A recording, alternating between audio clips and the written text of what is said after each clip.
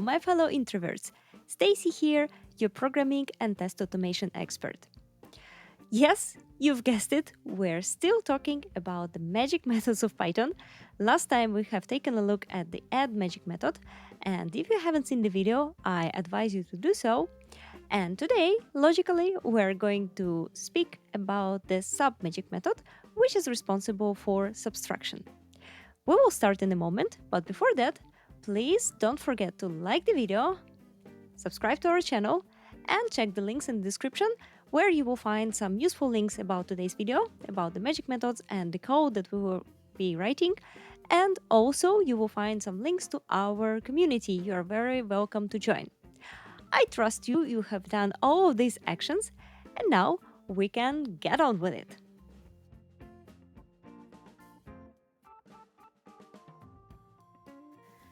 So, we're getting on with it, and in a moment we will take a look at the sub-magic method. But before that, let's discuss the case that we're going to implement today. In Python, you can do a plus operation on two strings. So we might wonder, and actually the result might be very not obvious, what would happen if a string could be subtracted. So you have two strings and you subtract one string from another string. We will figure it out during the video together. So this is what we're going to do today. We will implement a class that will behave kind of like a string, and we're going to subtract another string from this class. So let's go ahead and try to implement it. So we need a class first of all. So we need to create a custom string class. We will have an init. The init is going to accept a value, which is going to be our string, and we will do self value equals value. So we have the base, and now we can go ahead and add the submagic method and see whether it's being called as we expect. So let's do that. Sub. As you can see, PyCharm says that we have to have the other parameter here. So this other parameter is going to be responsible for the value that is the second operand in our subtraction operation. So we will see how it works in a moment, but let's first of all put some prints here and see whether we are going to actually achieve calling it. So in sub operation, or in sub magic method, and we're going to print other. And let's keep it just like that, just to see if it works. So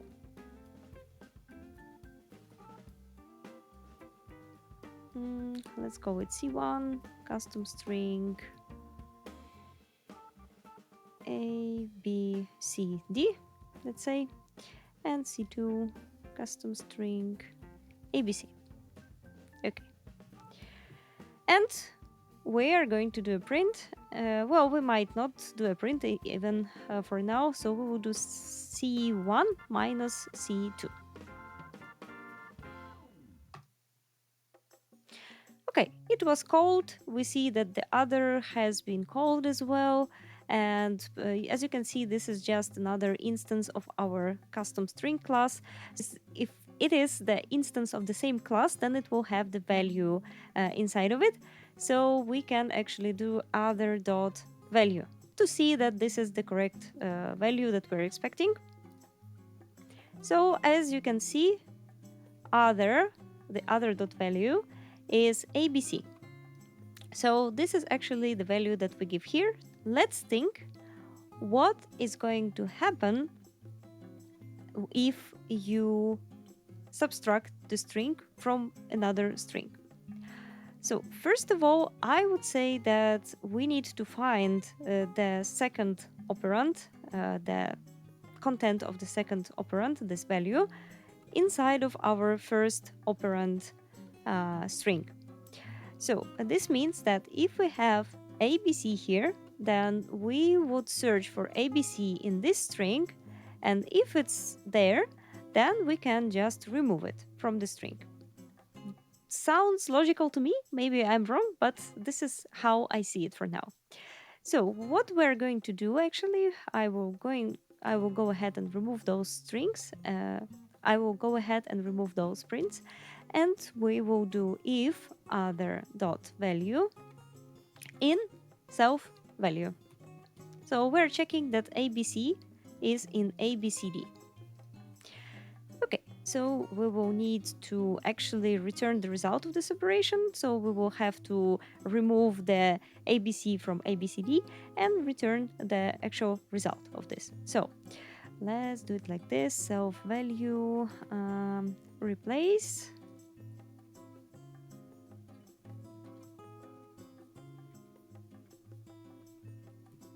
Okay, so we replaced the values with an empty string, and this actually should work. So now we can go ahead and add a print and see what will happen. D. Okay, so I hope that you agree with me that this should be kind of logical. I would not say expected because it's hard to say what you would expect in such situation, but to me it looks quite logical that we do something like that. We can check it out and do BCD, for example. Let's see what happens. A. So looks quite correct to me, but there might be a situation when we have actually multiple other signs in between. So let's say we have something like that. Okay, so this will not actually work. So we will have a none. So we have to find a way of handling this, and there might be a way for getting the difference between those two strings. This is going to get a little bit more tricky, and we're going to use a library for that, but brace yourselves, it's not that complicated.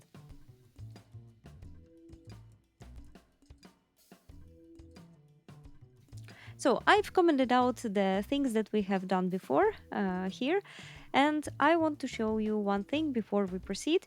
So we need to get a difference between our two strings. There are multiple ways of doing so. You could write an algorithm for that, of course, but there are easier ways. So let's see and keep it simple. So the first way we could use is to actually use the sets, and the sets are going to be able to give us an opportunity to get the difference. So let's see what I'm talking about. We have our two strings, so let's call it A, B, C, D. B is going to equal A, B, C. And what we're going to do with them, we're going to cast them to sets. So set A, right? And we're going to have a set B, but before that, let's do dot. And there's a difference here, but we're going to need a symmetric difference here. So let's use it. And here we have to put the second string as a set, of course, because with string it's not going to work. So let's put set B here. Let's cast it to a list or something like that. Okay. And let's print it.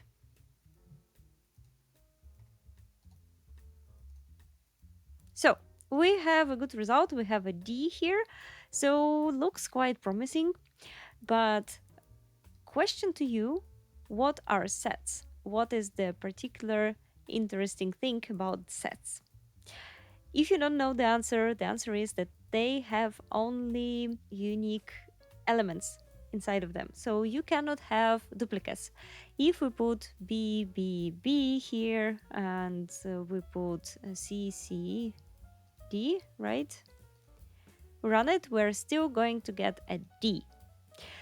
I would expect that the subtraction from string to a string would not actually remove all of the C's and all of the D's or B's, but it's going to subtract A, one B, because there is one B here, and one C, right? So this result, which we're getting, is not quite correct. So we need to somehow handle this.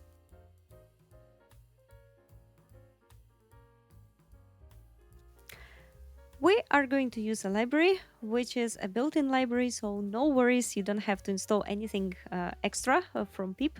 So the library is called collections, you probably have used it before. So we're going to do from collections import counter. And this counter, if you haven't used it before, it behaves in a very peculiar way. So I'm going to remove this guy and let's see how it works. So we will do a print, we will do a counter, and we're going to pass A here. And let's pass B here as well. So what is going to happen? Here you go. We have counter number 1 is B3, C3, A1, D1. And for the second counter, we have A1, B1, C1. Looks like a chessboard or something like this, like those coordinates where you play, but actually this is the amount of B in our string, this is the amount of C in our string, this is the amount of A, D, and so on and so forth. So we already can count them, so this gives us some opportunity of doing something with these values. What will happen if we do counter A minus counter B? Let's see what is going to happen. Minus counter B. Okay, we get the similar result. We have B2, C2, D1. So it gives us some kind of result, right? So actually there is another interesting method that we can use on a counter. So let's just put this to a variable. Let's call it a difference or something like that. And let's print diff dot elements. Oh yeah, we need to cast it to a list or something like that.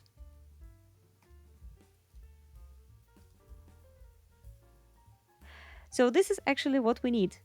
We need all of the things that are different, but we don't want to like subtract them multiple times for each and every B, right? If this B is if there is only one B in B string, then we won't just remove one B from this A string. We don't want to remove all of the 3 Bs from the A string. So this is exactly what we need. The result is quite okay. So we don't have an A at all because we had only one A here. We will have just 2 Bs because one B was removed and we are left with 2 Bs. We will have subtracted the C and we're left with 2 Cs, and D was not present in the string, so it's just left where it was. So pretty cool.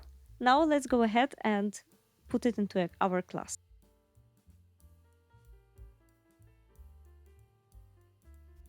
We are back with our code, and one thing that I have added is the import. So we will just need to handle this situation here in our sub.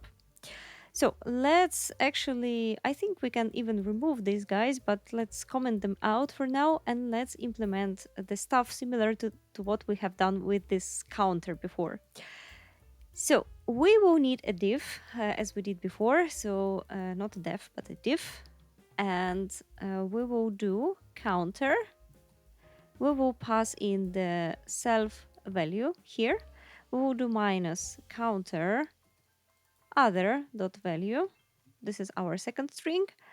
And then we need to return something. I think it's better to not return a list, but we will return a string. This would be more expectable. So let's do just string dot join diff dot elements. Okay, let's see what happens.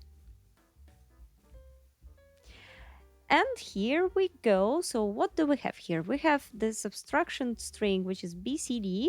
We have A, which is left because there was no A in this string. We have 1, because there was no 1 in this C2 string. We had a B, but we don't have it in the result because B was in our second operand, and so on and so forth. So seems to work, actually. So let's try something else. I don't know, maybe just keep an A here and see what happens. And we will be left with an A. So it looks quite fine. And yeah, I think this is the good solution here. Now let's try to actually make it work with 3 operands. This is going to be interesting. So we need actually to, I guess we need to create another instance of custom string. If this is going to behave exactly as the built-in Python string, this operation is not going to be very optimized because we're going to create new objects each time that we do minus here. But what can we do? This is the way we implement it for now. We're not striving for optimal stuff right now. We just want to see how the sub magic method works. So let's try it out. So instead of returning this operation, we could just do custom string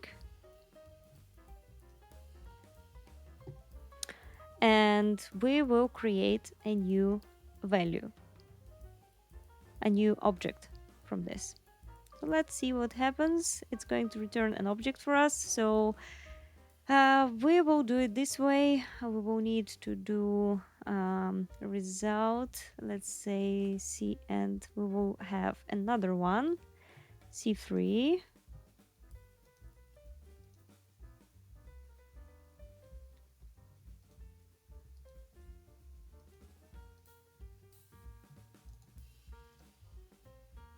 Yeah, dot value.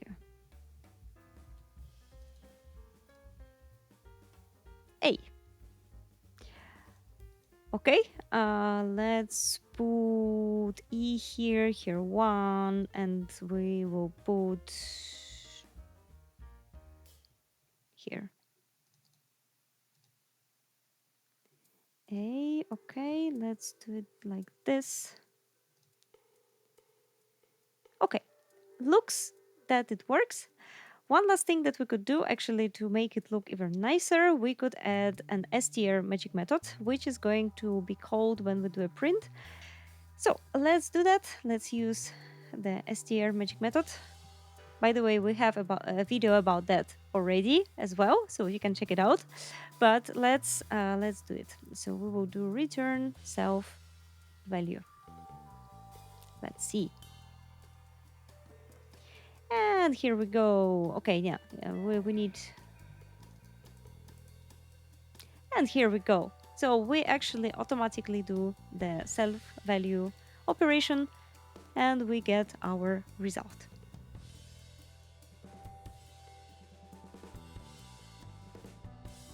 Okay, so let's jump into conclusions as usual. Today we have learned the submagic method, which is responsible for the subtraction operation, which means that if you have an object and you do this object minus something else, anything else, maybe the object of the same class or anything else, then this magic method is going to be called. And of course, primarily you're going to use it for some operations with numbers, but we're not looking for straightforward ways, so we actually did it with a string. Probably you will find a way where you can apply this, but the main idea was just to see whether it's going to be called and what you can do with this magic method. The second part, which we also learned today, is how to get a difference between two strings or lists and how to do it in different ways when you want to keep the duplicates or when you don't want to actually keep them and you want to remove all of them if such values exist in one of the lists or strings. So this is it for today. So thank you very much for watching. I really hope you are going to find a use of this on a project. I wish you a very happy coding and I see you in 1 week.